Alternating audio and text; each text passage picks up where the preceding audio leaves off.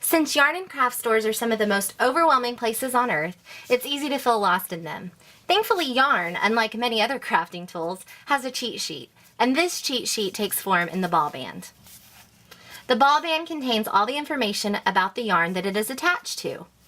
Yarns you find in the craft store, like this Lion Brand wool, usually have more standardized information on their ball band, while yarns made by smaller companies, like this Isager alpaca and wool blend, may only have a few pieces of information. Either way, the ball band is very important. Let's go over a ball band together. We're going to go over this Lion Brand wool. The largest piece of information on the ball band will usually tell the manufacturer, the name of the yarn, and which size category it's in. The size category is usually a small skein of yarn with the number and the size. It may also say the category, such as lace, worsted, medium. Some ball bands even have a pattern underneath, like this one has a pattern for this top in it. As we go around the ball band, we can see where the yarn was made. This one was made in Turkey. The weight the ball of yarn is.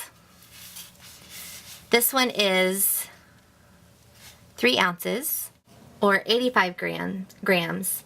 Usually the weight is standardized by 50 grams, 100 grams, or 200 grams. Like this Knit Picks yarn is 50 grams. You'll also find how much yarn is in the ball, usually in yards or meters. This one has 158 yards or 144 meters. Next, you'll find the yarn content, which is 100% wool on this one. If you look at this one, we have 93% wool and 7% polyamide. Or this one, 50% alpaca and 50% wool. The shade number or color lot number. So this color is Winter White. Its number is 099. And the dye lot number. The dye lot for this one is 34326. The dye lot number is very important because if you're buying more than one ball of yarn for a project, each project should be made from the same dye lot because each batch of yarn can vary slightly in color. And this can be very obvious, even in mass-produced yarns. This small little chart is the area you'll look at to see which size hook or knitting needle is recommended for the yarn. And since we're not looking at patterns yet, this is the perfect place to look to get an idea of what hook to use with a certain yarn. This area also shows a sample gauge chart. We'll talk more about this chart in lesson 19, but for now, just be aware that this is a gauge chart. This yarn calls for size 8 needles or 5 millimeter, or a size H8 crochet hook, 5 millimeter. And then this is the gauge chart I was talking about. 16 stitches and 24 rows make a 4 inch by 4 inch square. 12 single crochets, 15 rows makes a 4 inch square in crochet.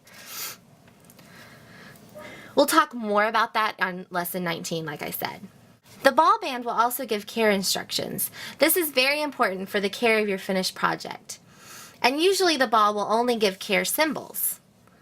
This one happens to give directions as well. I'll show you a chart of the symbols on this post. Remember to keep one of the ball bands to refer to in the future and to tell gift recipients what the washing instructions are if you are giving a handmade item as a gift.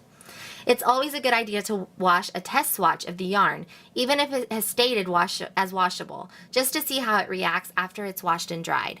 Some yarns may be washable, but they might bleed after you wash them. So if you did a sample swatch of a red yarn and a white yarn and you noticed that the red yarn bled before, you wouldn't want to make a project of them together.